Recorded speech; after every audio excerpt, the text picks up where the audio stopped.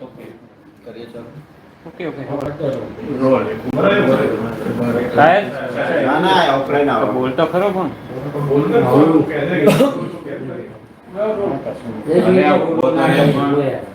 દરેક જગ્યાએ મસ્તી ના હોય. શું બોલે પાછા બોલ.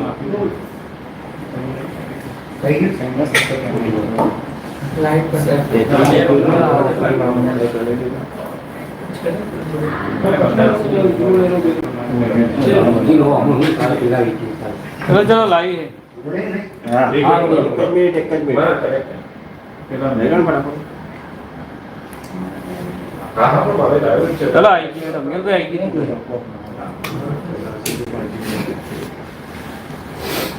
हेलो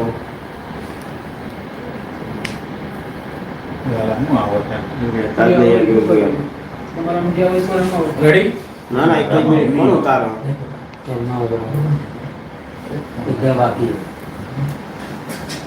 લઈ લો ને કેને પેલું લઈને લાઈવ હાલ પર લીધી હાલ લીધી તમે બીજો ફોન કરે ચાલે ચલો હવે રેડી રેડી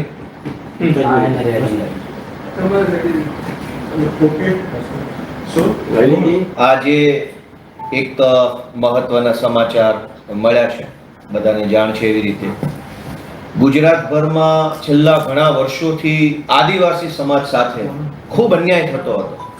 આદિવાસીઓની જમીન અલગ અલગ સરકારી પ્રોજેક્ટમાં પડાવી લેવી, આદિવાસી બાળકોની શિષ્યવૃત્તિ ખાઈ જવી, આદિવાસી વિસ્તારોમાં નકલી કચેરીઓ ખોલવી અને આદિવાસીઓ સાથે ભયંકર અન્યાય અને અત્યાચાર કરવામાં આવતો હતો.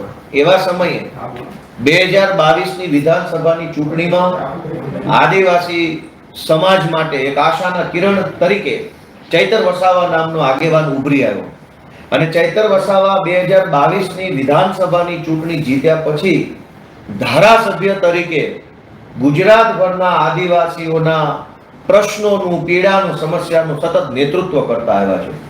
એ ચાહે આદિવાસી બાળકોના સ્કોલરશિપનો મુદ્દો હોય, જળ જમીન જંગલના અધિકારોનો મુદ્દો હોય, ગ્રામ પંચાયતોની સ્વાયત્તતાનો મુદ્દો હોય, અનુસૂચિ 5 અનુસૂચિ 6 નો મુદ્દો હોય, માઇનિંગને લગતા મુદ્દા હોય, આદિવાસી વિસ્તારોમાં આદિવાસી બાળકોના અનામતના દાખલા બાબતના મુદ્દા હોય, તમામ મુદ્દે ચૈતર વસાવાએ ગુજરાતભરમાં પૂરી મજબૂતીથી, પૂરી તાકાતથી લડાઈ લડી છે અને આદિવાસી સમાજ માટે ન્યાય અપાવવાનું કામ કરતા આવ્યા છે.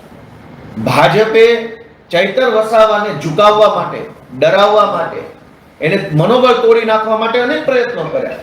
ગૃહમંત્રીએ ડેડિયાપાડા જઈને અનેક સભાઓ કરી, પ્રધાનમંત્રી ડેડિયાપાડા આવ્યા, અનેક મોટા મોટા નેતાઓ ડેડિયાપાડા જઈ અને ચૈતર વસાવાનું મનોબળ તોડવા, ચૈતર વસાવાને તોડી પાડવા માટેની કોશિશ કરી.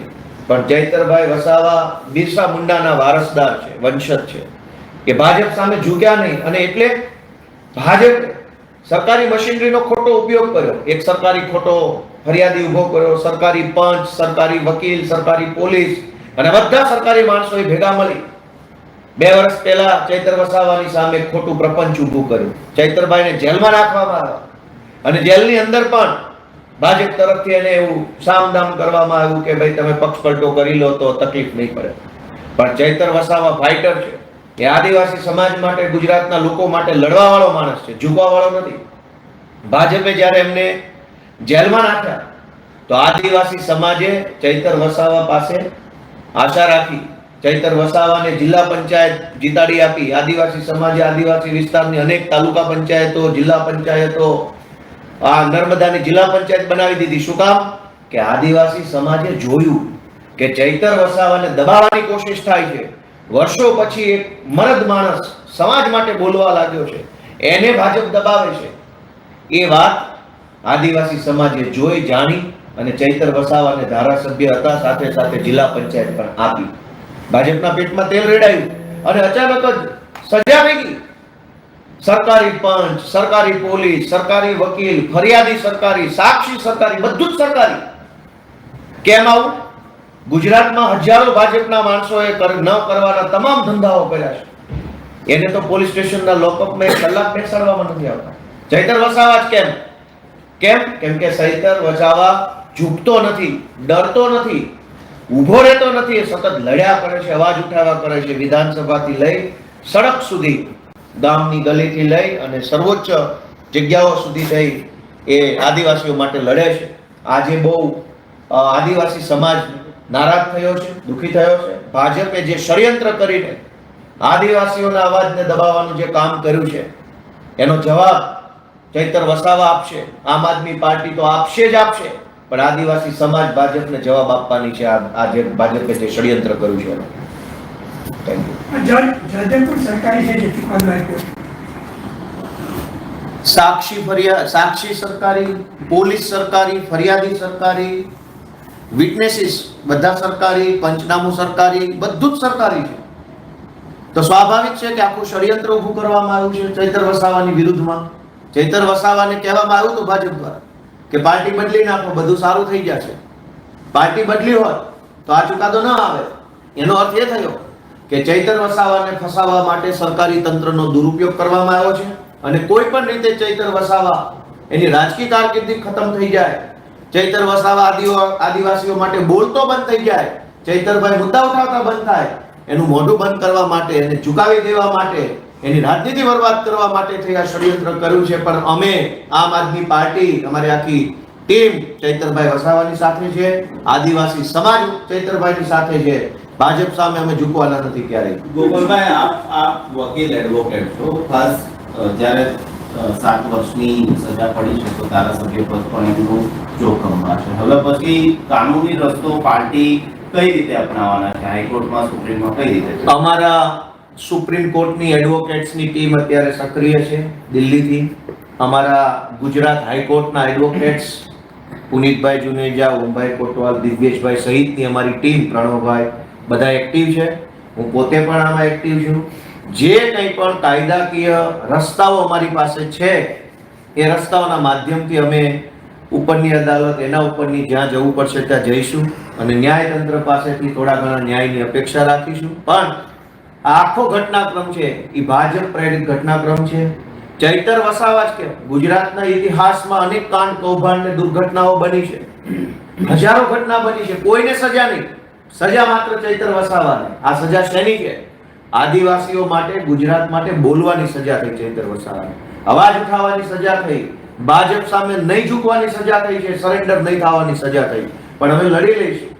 આવું તો ઘણા બધા નબળા સમયને, નબળા સંજોગોને અમે જોયા છે. આમાંથી પણ બહાર આવશે ચૈતરભાઈ. અમે બધા ભેગા મળીને લડીશું અને ચૈતરભાઈ ગુજરાતનો હીરો છે, એ હંમેશા આગળ વધતા રહેશે. તમે ગુજરાતનું ન્યાયતંત્ર નિષ્પક્ષ અને તટસ્થ એવો માનો છો? એવું માનવું એ આપણી ફરજ છે. કારણ કે છેલ્લા ચુકાદાઓ જે આવ્યા છે એ પણ શંકાસ્પદ છે એવું ઘણા બધા લોકો કહેતા હોય છે. લોકો કહે છે તો એ વાતમાં કંઈક હશે જ. Thank you.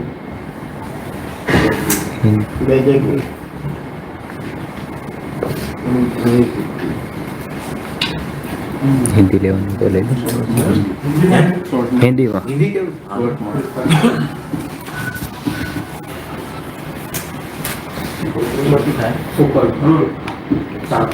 आज बड़ा ही एक दुर्भाग्यपूर्ण समय आया है.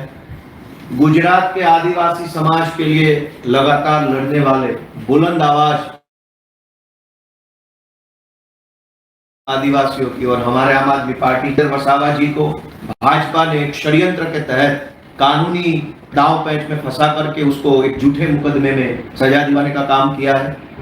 एक फर्जी सा केस बनाया गया जिसमें सरकारी कंप्लेनेंट, सरकारी विटनेस, सरकारी इन्वेस्टिगेटिव ऑफिसर, सरकारी वकील सबने मिलकर एक फर्जी मुकदमे के आधार पे जिस तरीके से पिछले बार अरविंद केजरीवाल जी को, मनीष सिसोदिया जी को फंसाया गया था और बाद में ट्रायल कोर्ट ने कहा कि ये केस तो ट्रायल में भी टिकने लायक नहीं है, इस तरीके का फर्जी केस बनवा करके और जुडिशियल सिस्टम में जा करके चैतर वसावा जी को सरेंडर करवाने का काम किया है.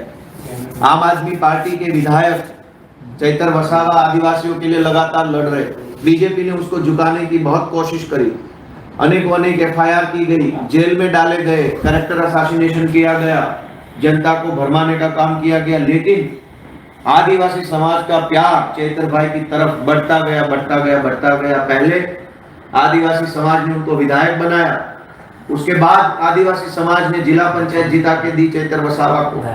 और ये सारी बात बीजेपी से हजम नहीं हो रहे, इसलिए चैत्र वसावा को रोकने के लिए, उनका मनोबल तोड़ने के लिए, उनकी राजनीति खत्म करने के लिए आज उनको एक झूठे मुकदमे में सजा दिलवाने का काम सरकारी इन्वेस्टिगेटिव अधिकारी और सरकारी लोगों ने किया। हम पूरी तरीके से आम आदमी पार्टी, आदिवासी समाज और हमारा केंद्रीय नेतृत्व सब चैत्र वसावा के साथ है। हम इस लड़ाई को लड़ते रहेंगे क्योंकि हमारी लड़ाई बहुत लंबी है और बहुत ही ताकतवर लोगों के सामने हमारी लड़ाई है, लेकिन हम पीछे नहीं हटेंगे। चैत्र वसावा बिरसा मुंडा का वंशज है, वो झुकने वाला है नहीं, चाहे कैसे कितने भी मुकदमे हो जाए, कितनी भी जेल हो जाए, लड़ेंगे और गुजरात एवं आदिवासी समाज के मुद्दों पे हम अपना काम करते रहेंगे।